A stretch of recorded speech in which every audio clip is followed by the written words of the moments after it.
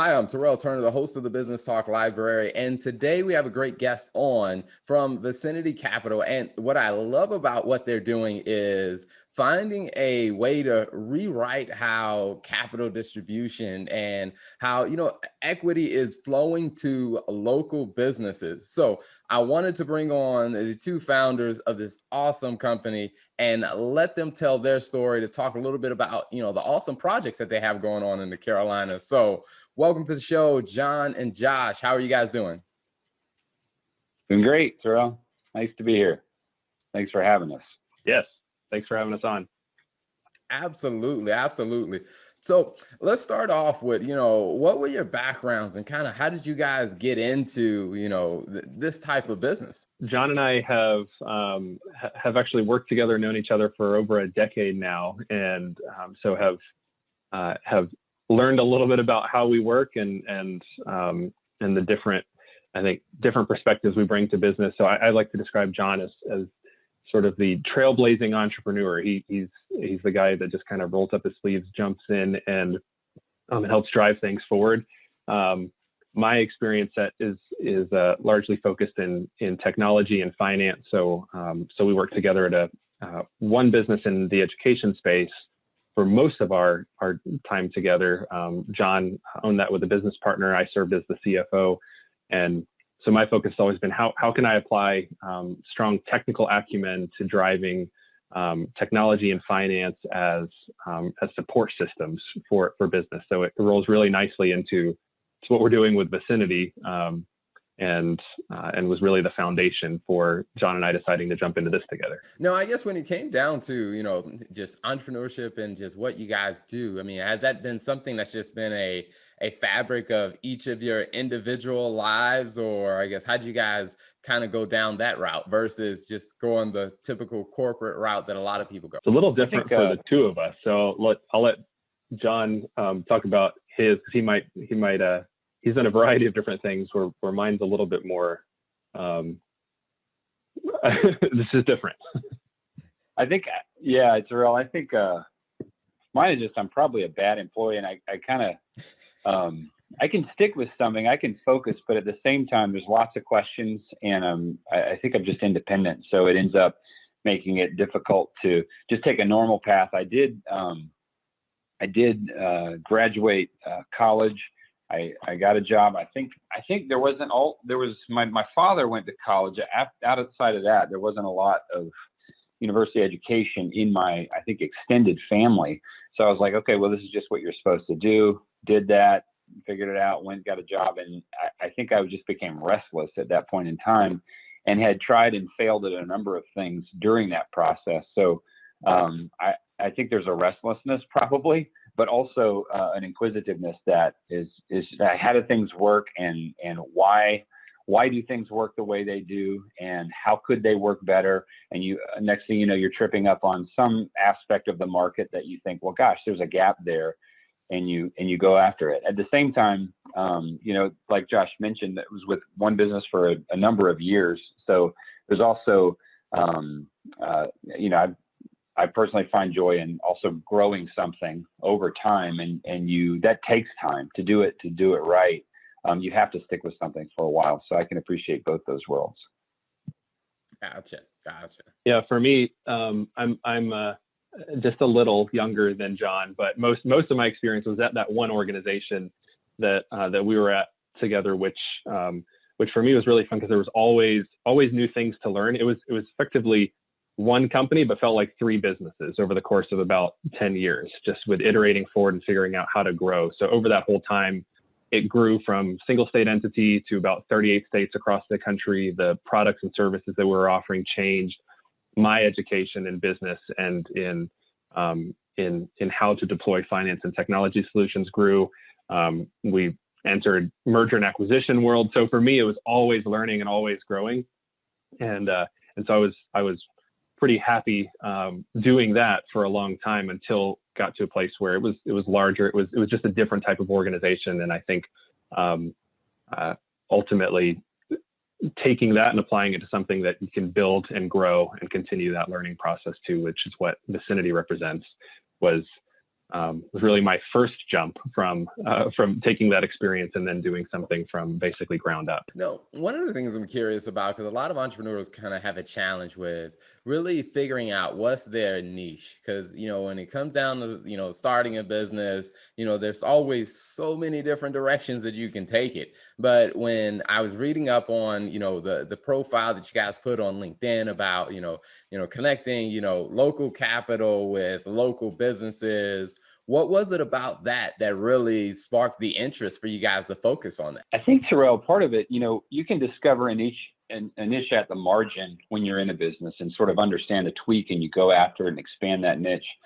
Or you can come from a completely different direction and you trip on a market that you realize is already there, but you're angled differently just on the basis of how you entered it.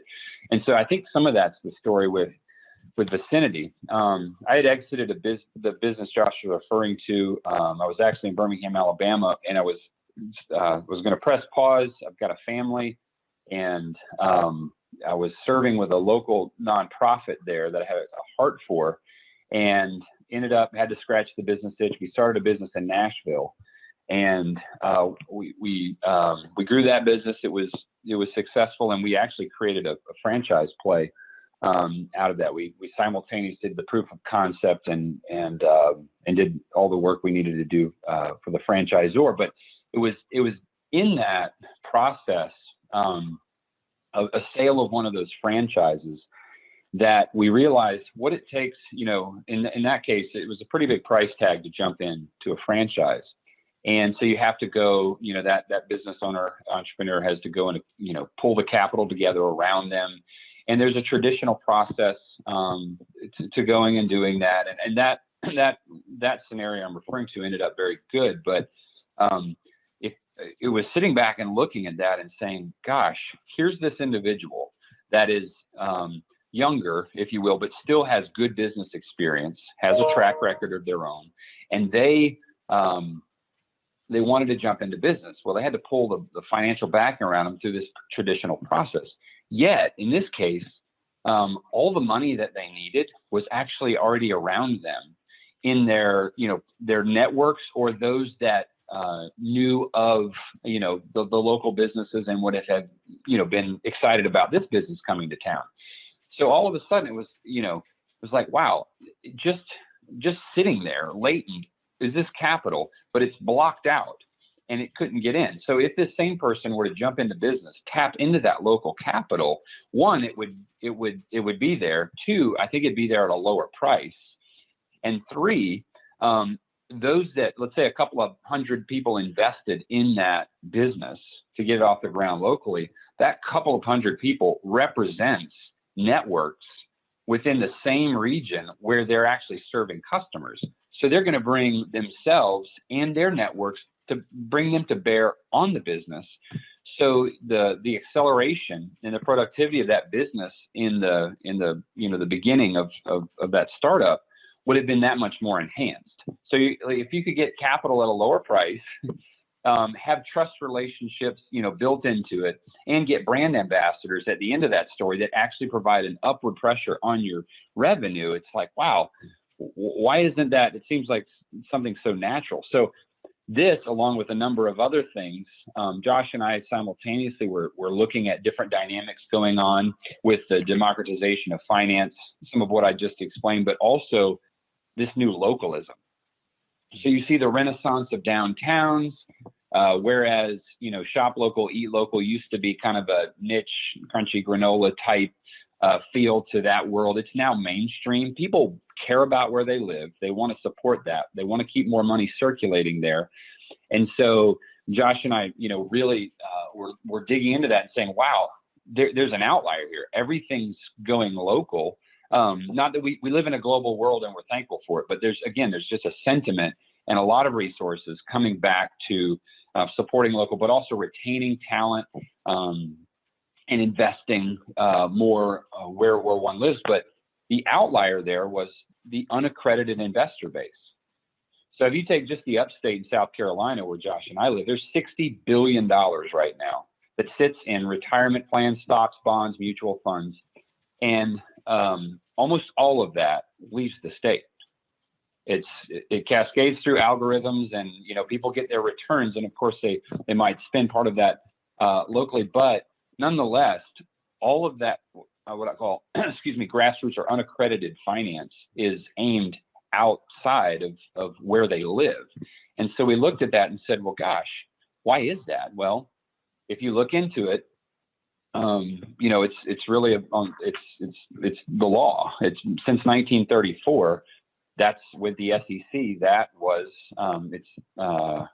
it hasn't changed since then until about 2016. So all that to say, I'm answering your question. We were looking at this from a couple of angles, not even knowing that there was this funding portal world out there that was primarily focused on startups and in Silicon Valley type cultures, business cultures.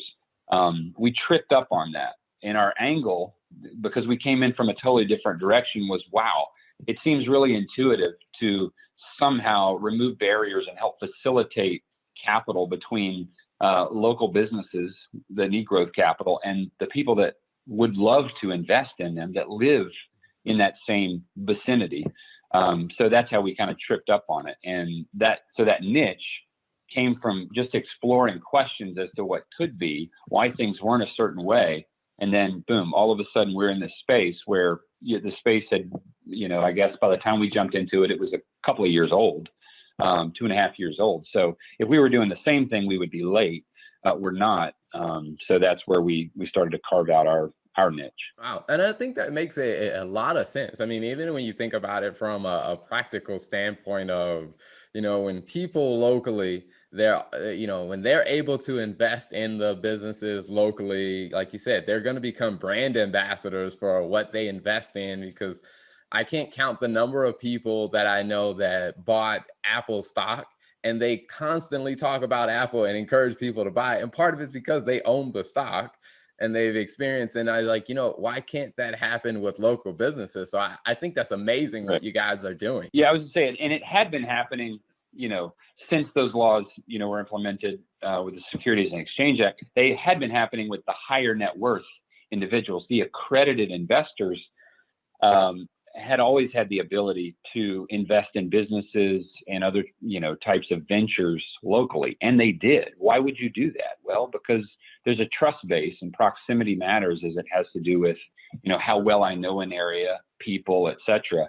And so I'm just differentiating the fact that it was the 95% of people that were unaccredited. They didn't have the net worth or income that were, locked out of that. So as of just a few years ago now, that's all changed. So now, speaking of that, so if someone is interested, they say, hey, there are some local businesses that I'd like to invest in, how would that work for them? The way that our platform works is our whole job is to, you mentioned it, Terrell, just to connect local investors with local businesses. So our job is to be that trusted community investment intermediary.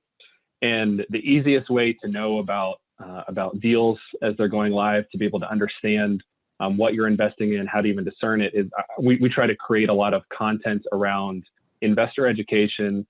We have materials on our site that do that, but just subscribing to Vicinity allows you to see when a deal goes live. You can go to the site, you get to learn a lot about it on their actual offering page. That's where all the information is that tells you the story of the business. Usually there'll be a video, you'll get to know the team. And then you get to, there's parts of those terms that you have questions about. You can ask the owner directly on the page. You can dig through our content to better understand those. And so it gives a community of people where you can go and you can see, start to discern what might you be interested in investing in and in supporting, and then what can you learn from, whether it's resources that we have or directly from the business. And can you repeat the website again where people can find it? Yeah, if you just go to vicinitycapital.com, that's the easiest place to go and sign up. Of course, you can email either of us. I'm Josh at vicinitycapital.com. He's John at vicinitycapital.com. And we're on, I'm on LinkedIn quite a bit and like interacting with people there as well. So I'll always like to talk to somebody who's either interested in investing or understanding more about how their business could raise capital this way. It's what we're here for. Gotcha.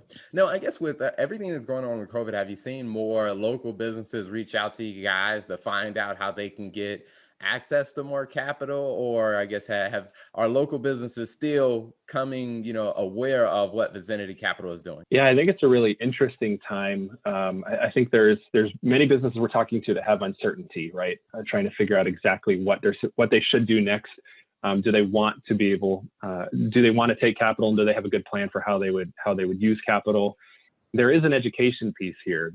John mentioned this is a new industry. This has largely not existed until 2016, and even then, most people didn't know it was around. So it's only gaining traction in the last couple of years. So there's an education piece there that I think people are trying to figure out. Okay, if I don't fit in the very specific traditional boxes that are out there, like a bank, which that box is only getting smaller in a lot of ways. It's a very valuable resource of capital whenever you fit the box. When you don't, we're looking for growth. If you don't have collateral, it's really hard then to look and say, okay, well, what then? And that's where we're trying to figure out, how we need to get in front of as many people as we can when they're asking that what then, and see this can be a great opportunity in those situations. And if not, our job is spent primarily figuring out what are the right structures and how can we point businesses in the right direction, hopefully with us when it makes sense, but when it doesn't, still we want that business to succeed. So how can we point them in a direction to, to find some of those resources?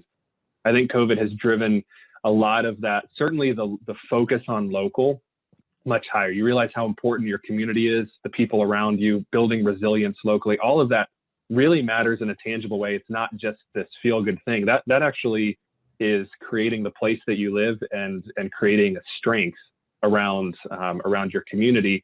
That has driven people to say, yes, how can I get involved? If this can be win-win, this isn't donations. This is a way to actually support my community that can be beneficial to both parties. That is driving, I think, some just increased desire to see this be a solution. And so hopefully that can continue and we can serve that well. Awesome. I absolutely love it. And, before we wrap up the interview, one of the questions that I like to ask every guest that comes on, when you think about your experience and you think about, where you've been and what's going on now and the goals that you guys have for Vicinity Capital, what's one lesson that you've learned that you would share with other business owners? I'll go first. So I would throw out just the importance of surrounding yourself with good people and not going it alone, whatever that looks like. That doesn't mean that a solopreneur can't work or somebody who is starting a business has their own idea, but how that looks structurally can vary greatly. But having people around you that are in your corner, that are people who can not just cheer you on without substance, but be able to help refine your thinking, yes, support you when that's needed, and work alongside you. For us, that's an actual business partnership with John, but it's also advisors. It can be a board. It can be those that are in your network. That is just absolutely critical to how you to just have the endurance and a lot of the refinement that's needed to go through a lot of the challenges of building a business. Yeah. Terrell, I guess what I would say is just it's an extension of what Josh mentions, which, building a team around you increases the chance of success of your venture. But if for some reason it's not successful, that team also helps grow you personally. And your person is standing there even if the business is not, in a few years. And so, but going along with that, I think it was Warren Buffett that said risk comes from not knowing what you're doing. And I think inherent in an early stage venture is a lot of times, you're taking new steps into new territories. And so, mitigating that risk is really important. And so I think part of that, in addition to building a team around you, is making sure that, that 90% of your energies, every day you wake up, they're focused on building trust and delivering value to a very specific target customer profile. And if you do that all while watching costs, then you've got a much better chance of living to fight another day. So I think those are a couple of tips kind of relating to the same aspect, but I think are important to any entrepreneur that's looking, or maybe not even entrepreneur, but anybody that's guiding business in a very active market today. Awesome. Well, thank you both for coming on the show. I mean, I love the advice.